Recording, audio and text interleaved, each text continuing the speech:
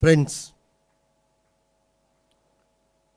undoubtedly, Father Bismarck was a symbol of saving what is left of Goa. He has been in the forefront of various movements. He has been working with various village groups, but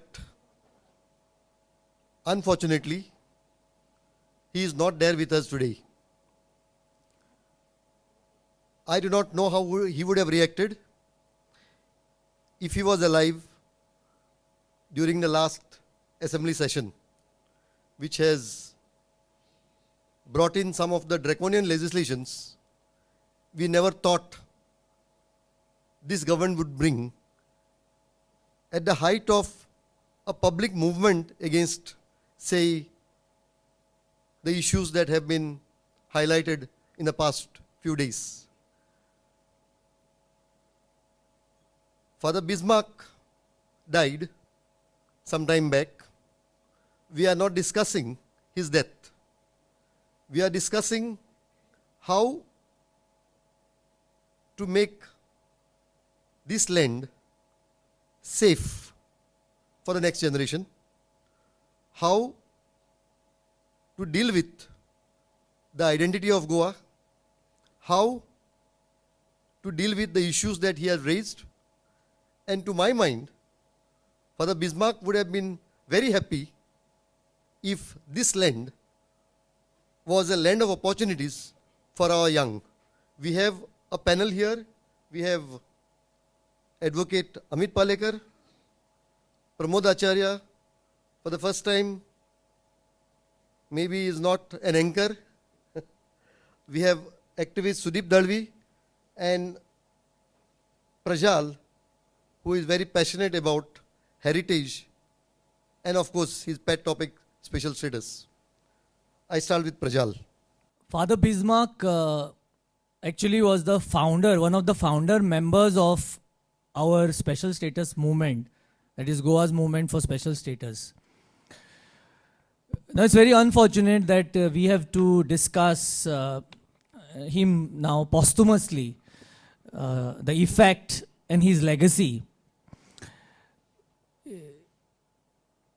As we all know that he was an activist priest and a green warrior, and his election manifesto said it was kindness manifesto, and there was this green color on it. On 6th November 2015, he passed away under mysterious circumstances. In fact, we went there on the Bandh where he is supposedly drowned, killed. It's a big question mark. We don't know. His body is still lying in the morgue, and we went looking for, it was a very emotionally charged moment. We met his family and then we went looking for the body. And his friends and all the villagers also came, and they were all, invoking his name, and they were asking for him to return in that moment. So, of course, that night we did not see anything, but next day the papers reported that his body was found there, floating in the river. Prajal, I think more on the legacy. Yeah. So I'm coming to the legacy. The legacy which he left, he was a very good friend of mine, and together we had fought for the preservation of the Zouin fort and the hill, because there was hill cutting going on in Zouin, and the fort on which it stood, the hill had become very fragile, and the fort also would have been affected. So I remember on the 10th September 2006 night, he gave me a call and he said that you have to come there and let us save this fort of Zouin and the hill. So next day we went with the archaeology team and all that, and we got a movement organized, and we were successful in saving the fort along with the villagers. And now the fort stands there, and we got it conserved also, and the hill. Then I remember the next, there were many agitations where we were together, but the prominent ones related to the heritage I am focusing on. Others will focus on other aspects. We were together in Old Goa. Old Goa, they were demolishing a wall of the Adil Shahi era. That's again when Father Bismarck came with us. Sudeep Dalvi was with us, and a few of us, and we called in the police. And that's why, and he was a very gutsy guy. And he would come forth, and we will do that action. So he was like a man of the moment. So don't procrastinate. We do the action, and we could manage that wall also. Arman Gonzalez also came in support. So there are so many examples I can give you where Father Bismarck stood for natural heritage, cultural heritage, and there are various aspects. People speak a lot of things that he was against. He was not the, of course, he was not the conventional Christian, but he did believe in Christ until his last moment. I think he was a follower of Christ, and Mother Nature was what he truly loved. Sudeep? For me, Father Bismarck was not an ordinary human being. A human being who is perceived in terms of being a normal person walking on the streets. Father Bismarck was not a candle, not an oil lamp. For me, Father Bismarck was an oil rig on fire and a petroleum well on fire. Tremendous amount of uncontrolled, unbondable energy. Very, very lucky, very, very fortunate to say that the last venture of his life, which he was associated with, the program of Musical Warriors, that was the program where me and Father Bismarck were like this. And there, we both, and not just we both, many of the musicians, singers, drummers, violinists, guitarists, channelized their energy towards positive and protested against all the environmental issues which are haunting Goa like an old ghost. That was the moment when for the first time, real Father Bismarck, the real singer inside him, the real emotional, sensitive human being, a childlike personality inside him for the first time came out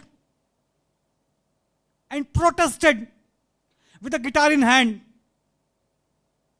Not exactly like, but something very similar to Bob Marley. Something very similar to that. Today we are here to discuss about Father Bismarck's legacy. What he has left behind. Legacy is something like heirloom. When our parents die, they leave behind a legacy. A heirloom, a piece of property, a house, some culture, some inculcation, some language. So what was Father Bismarck's legacy? Luckiest person, me, who was able to talk to Father Bismarck just 4 hours before his disappearance and just 6 hours before his murder. Yes, I'm saying murder because I was a signatory witness to his Panchanama and nobody requires to convince me whether it was a murder or mysterious circumstances. 6 hours before his murder, this person was talking to me about the next protest which was supposed to be held on 8th. He died on 6th. His body was found on 7th. On 8th, our program was there in Tue, where Lakshmikant Parsekar's government had occupied illegally land of a farmer and we were supposed to go and perform, protest with our music. Our motto was always, rain or no rain, crowd or no crowd, the show must go on. The show will never stop for anybody. And as a tribute to his martyred spirit, we people decided that in spite of his murder, the program will not be cancelled. The show will go on. And with tears in our eyes, our mind vibrating and blogging, we went all of us to Tue and gave our performance. That was the legacy which Father Bismarck left for us. And today, had he been alive, And if he would have looked upon coconut tree being converted into grass, new casinos floating into river Mandavi, regional plan devouring our villages, he would have definitely come up with two innovative ideas: new songs and new abuses. Definitely, he would have come out with both of them. Father Bismarck's legacy is not just a few songs. Father Bismarck's legacy is not just a few video recordings. Father Bismarck's legacy is not just a few written papers. Father Bismarck's true legacy remains into the incomplete court cases which he had filed when he was alive. Yes, today there are 8 to 10 legal cases which are at different stages in different courts which he had filed during his lifetime. That is the real legacy of Father Bismarck. Somebody is required to come forward, take those cases in hand, and not allow them to die. Because during delivery, if a mother dies, it does not necessarily pertain to the child being dead. The child should be kept alive under all circumstances, under any circumstances. And we people, the lovers of Father Bismarck, I will not use the word disciple or followers, will come forward and take all the incomplete cases which are at different stages in different courts into our hands in discussion with the lawyers and bring them to the logical conclusion. And that logical conclusion will be nothing other than victory. Yes, victory in all the environment-related cases which Father Bismarck was fighting.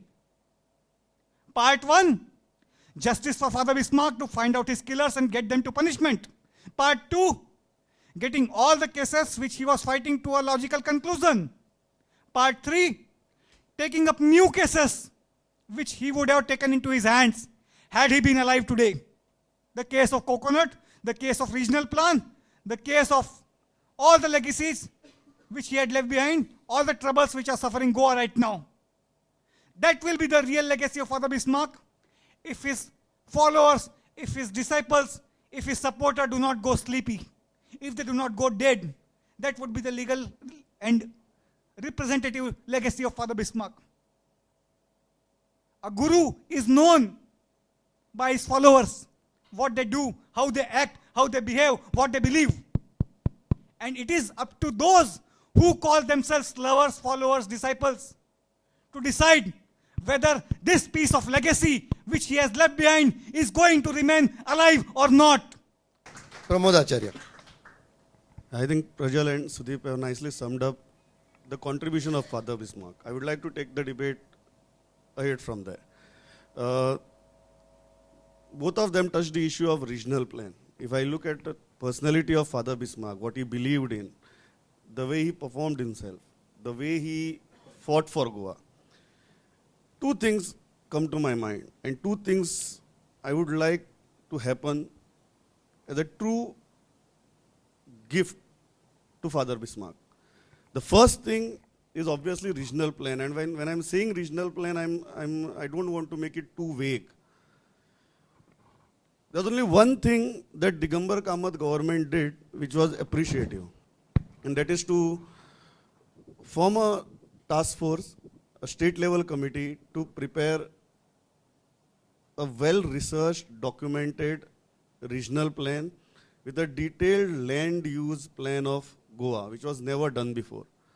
We never had any idea about what kind of roads are there in our villages, what is the width of those roads, which are the actual settlement areas, whether whatever your plan is showing is the ground reality or no. For the first time, that kind of mapping happened during that.